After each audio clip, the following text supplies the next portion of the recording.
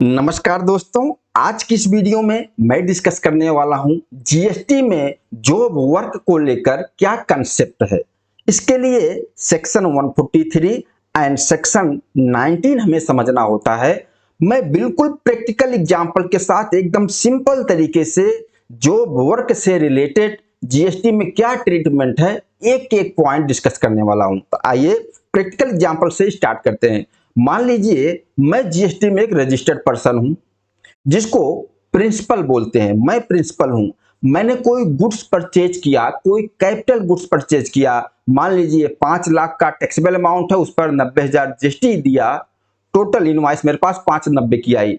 अब ये मेरी परचेज हो गई, तो जो 90,000 की आईटीसी है मैं इसको क्लेम कर लूंगा। लेकिन इस कैपिटल गुड्स पर जो भी ट्रीटमेंट करना है वह मैं खुद नहीं कर रहा हूं। मैं ट्रीटमेंट के लिए किसी के पास भेज रहा हूं। मतलब इस पर मुझे जो भी वर्किंग करवाना है इस कैपिटल गुड्स पर, उसके लिए मैं किसी और के पास भेज रहा हूं। और जिसके पास मैं भेज रहा हूं, किस लिए भेज रहा हूं? जॉब वर्क के लिए। और उसको कहेंगे जॉब वर्कर। वो हमारे गुड्स को फिनिश करके, मटेरियल तैयार करके मुझे वापस देगा। ये प्रोसेस है जॉब वर्क की। अच्छा, लेकिन मैं अपने प्लेस से अपने जॉब वर्कर के पास गुड्स को भेज रहा हूं, तो कैसे भेजूंगा? उसके लिए सेक्शन 143 रूल 55 के हिसाब से डिलीवरी चालान बना देंगे। डिलीवरी चालान बना देंगे और ई बे बिल बना देंगे। उस डिलीवरी चालान और ई बे बिल के साथ मेरा गुड्स जॉब वर्कर के पास पहुंच जाएगा। लेकिन ध्यान देना, मैंने सप्लाई नहीं किया है, सेल नहीं किया है, गुड्स को जॉब वर्क के लिए भेजा है, इसलिए मैंने आईटीसी क्लेम कर लिया है। अब बात करता हूं, मैंने जॉब वर्क के लिए गुड्स तो भेज दिया, लेकिन वहां से वापस लाने का भी तो कोई टाइम लिमिट होगा। ऐसा थोड़ी कि जॉब वर्क के नाम पर गुड्स भेज दिया और कभी वापस ही नहीं लाया, ऐसा नहीं है। उसकी टाइम लिमिट दिया गया है जीएसटी में। उसको हम समझते हैं एक एक पॉइंट। टाइम लिमिट क्या है? देखिए, आप जिस दिन यह इनपुट गुड्स जॉब वर्कर के पास भेज रहे हो, उस डेट से 1 साल के अंदर फिनिश गुड्स बनकर वापस आ जाना चाहिए। 1 साल की टाइम लिमिट है। या फिर आप जॉब वर्कर के प्लेस से ही डायरेक्ट गुड्स सेल कर सकते हो। टाइम लिमिट क्या है? लेकिन 1 साल के अंदर या वापस लेकर आ जाइए या डायरेक्ट सेल कर दीजिए। अगर आपने कैपिटल गुड्स भेजा है, देखिए अभी जो 1 साल की टाइम लिमिट देखा वह इनपुट गुड्स की बात किया, रॉ मटेरियल की बात किया। लेकिन अगर आपने कैपिटल गुड्स भेजा है जो वर्कर के पास, तो कैपिटल गुड्स को वापस लाने की टाइम लिमिट क्या है? जिस डेट को भेजा गया उस डेट से 3 साल के अंदर आपको कैपिटल गुड्स को जॉब वर्कर के प्लेस से वापस लाना होगा। अब यहां आपके दिमाग में एक सवाल यह भी आ सकता है कि कैपिटल गुड्स को जॉब वर्क के लिए क्यों भेजेंगे? बात तो सही है। देखिए, अब मान लीजिए मेरे पास कोई मशीनरी है, मशीन है जिससे मैं फिनिश गुड्स तैयार करता हूं, लेकिन मैं खुद अपने प्लेस पे अपने मशीन से उस फिनिश गुड्स को नहीं तैयार कर रहा हूं। मुझे किसी और से करवाना है तैयार जॉब वर्कर के पास। मैंने जॉब वर्कर के पास रॉ मटेरियल भेज दिया है, लेकिन उसके पास ये मशीनरी नहीं है। तो मैंने बोला कि मशीनरी तो मेरे पास है, एक काम करता हूं, मैं अपनी मशीनरी को भी आपके पास भेज देता हूं, आप काम कीजिए। और तो मैंने अपनी मशीनरी को जॉब वर्कर के पास भेज दिया, लेकिन सेल नहीं किया है। यहां भी ध्यान देना, सेल नहीं किया है। ये भी डिलीवरी चालान के द्वारा हमारा कैपिटल गुड्स जॉब वर्कर के प्लेस पे पहुंच जाएगा और वह काम करेगा। और इस कैपिटल गुड्स को 3 साल के अंदर हमें वापस लाना है। इस केस में कैपिटल गुड्स जाते हैं। ओके, लेकिन अब ये भी ध्यान देना, कुछ छोटी छोटी चीजें हो जाती है, जैसे मोल्ड्स, डाइज, जिग्स, फिक्सचर्स। अगर इसको भेज दिया, तो अगर ये 3 साल के अंदर वापस नहीं भी आते हैं तब भी कोई दिक्कत नहीं, इस पर कोई आईटीसी आपका रिवर्स नहीं होगा। छोटी छोटी चीजें होती है, ये भी जाती हैं, लेकिन इनके लिए 3 साल की कोई टाइम लिमिट नहीं है, जो चीजें मैंने बताई।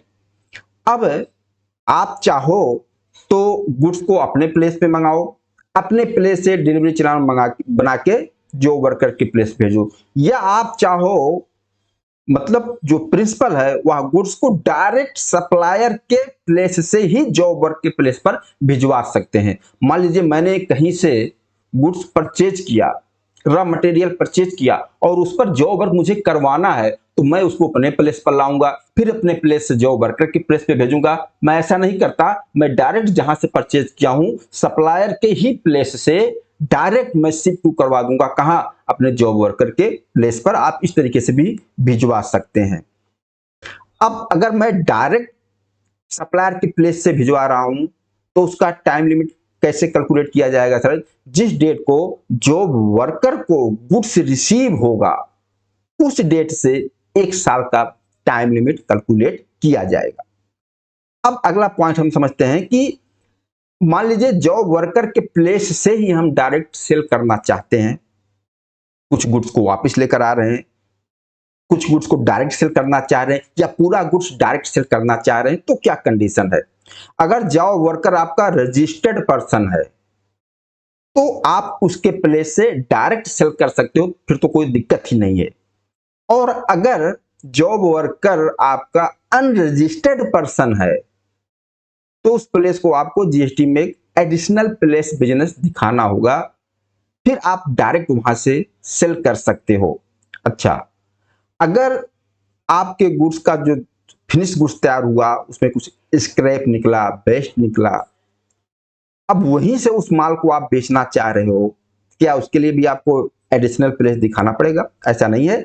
आप कमिश्नर से स्पेशल परमिशन ले सकते हो। अगर आपका जॉब वर्कर अनरजिस्टर्ड है, उसके प्लेस से डायरेक्ट सेल करना चाहते हो तो कमिश्नर से स्पेशल परमिशन ले सकते हो। या कमिश्नर से नोटिफाइड गुड्स है तो आप अनरजिस्टर्ड जॉब वर्कर के प्लेस से ही डायरेक्ट सेल कर सकते हो गुड्स को। एडिशनल प्लेस आप बिजनेस दिखाने की जरूरत नहीं होगी। ओके, अगला पॉइंट, अगर मान लीजिए मैंने गुड्स तो भेज दिया, कैपिटल गुड्स भेज दिया या इनपुट्स गुड्स भेज दिया, लेकिन जो उसकी टाइम लिमिट है 1 साल के अंदर गुड्स को वापस नहीं लाया या कैपिटल गुड्स को 3 साल के अंदर वापस नहीं लाया, तो क्या होगा? अगर जॉब वर्कर की प्लेस से इनपुट गुड्स 1 साल के अंदर वापस नहीं आता तो यह मान लिया जाएगा कि आपने गुड्स को सेल कर दिया था।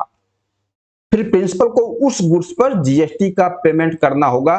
जिस डेट को आपने भेजा था मान लिया जाएगा कि आपने उसी डेट में सेल कर दिया था, उस गुड्स पे जो भी जीएसटी बन रहा है उस जीएसटी का पेमेंट करना पड़ेगा और उस पर इंटरेस्ट भी देना पड़ेगा। अच्छा, और अगर इनपुट गुड्स 1 साल के अंदर, कैपिटल गुड्स 3 साल के अंदर नहीं आ सकता, आपके पास कोई वैलिड रीजन है कि 1 साल में आपका फिनिश गुड्स नहीं तैयार हुआ, तो उसके लिए आप कमिश्नर से एक्सटेंशन ले सकते हो, डेट को आगे बढ़वा सकते हो। इनपुट गुड्स के लिए 1 साल और ज्यादा आपको समय मिल जाएगा और कैपिटल गुड्स के लिए 2 साल का और एक्स्ट्रा टाइम आपको मिल जाएगा। अगर आप टाइम लिमिट के अंदर वापस नहीं ला पाते हो तो कमिश्नर से आप परमिशन लेके टाइम लिमिट को बढ़वा सकते हो। अच्छा, अगर जॉब वर्कर के लिए भेजे गए गुड्स के रिकॉर्ड को मेंटेन करने की जिम्मेदारी किसकी होगी? प्रिंसिपल की होगी, जो उसका मेन मालिक है, जिसने गुड्स को भेजा है उसकी जिम्मेदारी होगी। और प्रिंसिपल को जीएसटी में आईटीसी 04 फॉर्म फाइल करना पड़ेगा। आईटीसी 04 एक रिटर्न होती है, वो फाइल करना होगा। कौन फाइल करेगा? फाइल करेगा प्रिंसिपल, जिसने गुड्स को भेजा है। कई बार आपको लगेगा कि गवर्नमेंट को कैसे पता चलेगा कि हमने गुड्स भेजा जॉब वर्क के लिए 1 साल के अंदर लाएंगे नहीं, ऐसा नहीं है।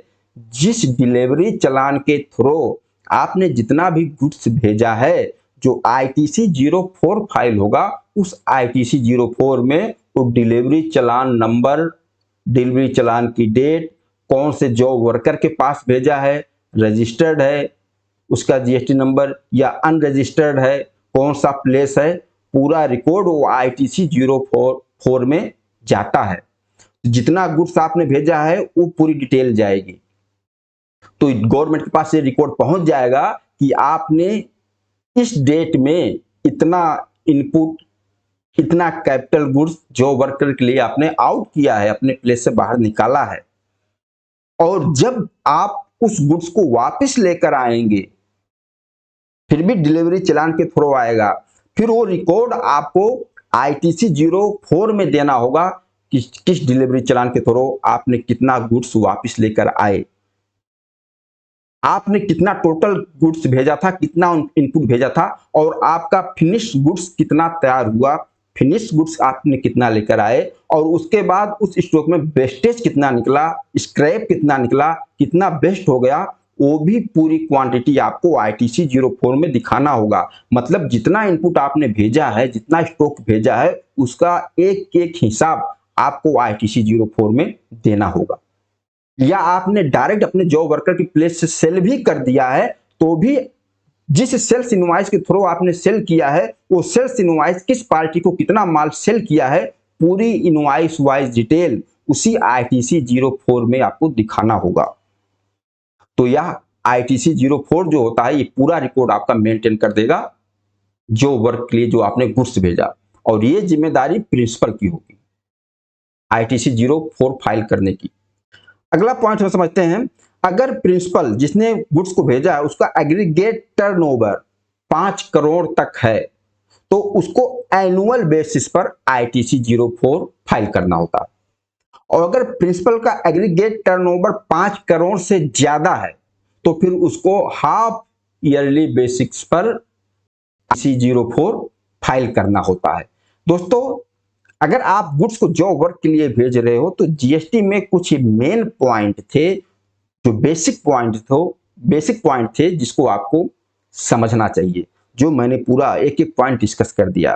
और प्रैक्टिकल में किस तरीके से ITC 04 फाइल होगा उस पर भी हमने वीडियो बनाया हुआ है, प्रैक्टिकल ITC 04 फाइल करके दिखाया हुआ है कैसे ITC 04 फाइल होगा, किस तरीके से इसमें डिटेल दी जाएगी।